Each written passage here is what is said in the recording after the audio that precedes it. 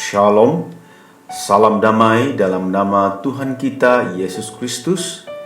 Kita berjumpa lagi dalam siri renungan harian. Saya berdoa kiranya kasih karunia dan damai sejahtera dari Tuhan menyertai kita sepanjang waktu. Tajuk renungan kita pada kali ini ialah rancangan Tuhan tidak dapat digagalkan. Mengambil nas Alkitab dari Kejadian pasal yang ke-37 ayat 20 berbunyi, "Sekarang marilah kita bunuh dia dan kita lemparkan ke dalam salah satu sumur ini. Lalu kita katakan seekor binatang buas telah menerkamnya dan kita akan lihat nanti bagaimana jadinya mimpinya itu." Tuhan telah merencanakan yang terbaik ke atas hidup anak-anaknya. Semuanya telah dirancang dengan baik sekali. Namun dalam proses berlakunya rancangan itu, kita sering diperhadapkan dengan situasi sukar sebelum ia berlaku seperti yang direncanakan. Pada saat itu, iman atau kepercayaan kita terhadap Tuhan turut diuji. Dalam keadaan seperti itu, adakah kita tetap percaya kepada Dia atau kita semakin kehilangan pengharapan? Merujuk kepada satu peristiwa dalam Alkitab seperti ayat nas, yakni sebelum berlakunya rancangan Tuhan yang indah dalam kehidupan Yusuf, dia harus melalui perjalanan hidup yang penuh dengan kesengsaraan. Proses hidup yang harus Yusuf jalani begitu menyentuh dan menggetarkan hati.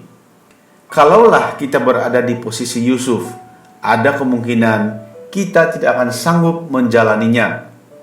Bukan hanya cabaran dari luar, tetapi Yusuf harus menghadapi cabaran dari saudara-saudaranya sendiri yang begitu marah dan benci terhadapnya, sehingga merekalah yang merancangkan kejahatan yang begitu keji terhadapnya. Mereka berlaku ganas dengan dia hendak merusakkan mimpi, bahkan mahu membunuh anak muda ini, saudara mereka sendiri. Tidak dapat dibayangkan betapa hancur hati Yusuf ketika jubahnya ditanggalkan sebelum dia dilemparkan ke dalam perigi kering.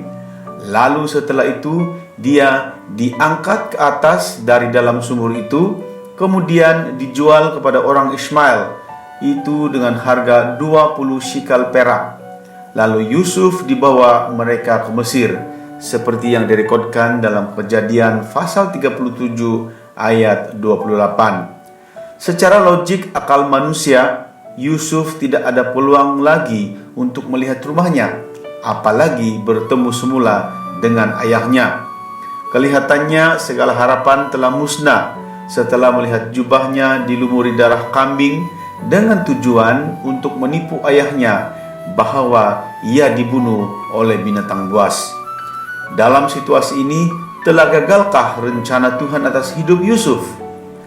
Apakah Tuhan telah melupakan mimpi-mimpi yang telah Ia berikan kepada Yusuf sebelumnya? Ketika segalanya seperti rencana Tuhan dalam hidup Yusuf akan digenapi, lain pula yang berlaku ketika ia dijual oleh orang Midian itu ke Mesir kepada Potifar, seorang pegawai istana Firaun, kepala pengawal raja, seperti yang direkodkan dalam Kejadian pasal yang ke-37 ayat 36. Saudara-saudari dalam nama Tuhan Yesus, ketika kita berhadapan dengan masalah dan penderitaan hidup yang berat, tatkala hidup kita seperti tidak ada kesudahan yang baik, kita seringkali menganggap Tuhan telah melupakan rencana baiknya atas hidup kita. Sebaliknya, justru Tuhan memakai masalah dan penderitaan yang berlaku sebagai jambatan untuk menggenapi rancangannya. Oleh itu, janganlah berputus asa dengan hidup, apalagi terhadap Tuhan.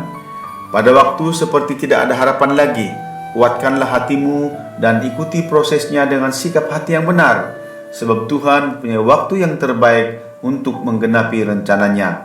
Tetaplah taat dan percaya kepada janji dan rencananya. Berkat Tuhan pasti datang indah pada waktunya. Demikianlah renungan kita pada kali ini. Semoga rahmat dan kasih karunia Tuhan Yesus Kristus akan menyertai kita selama-lamanya. Dalam nama Yesus, amin.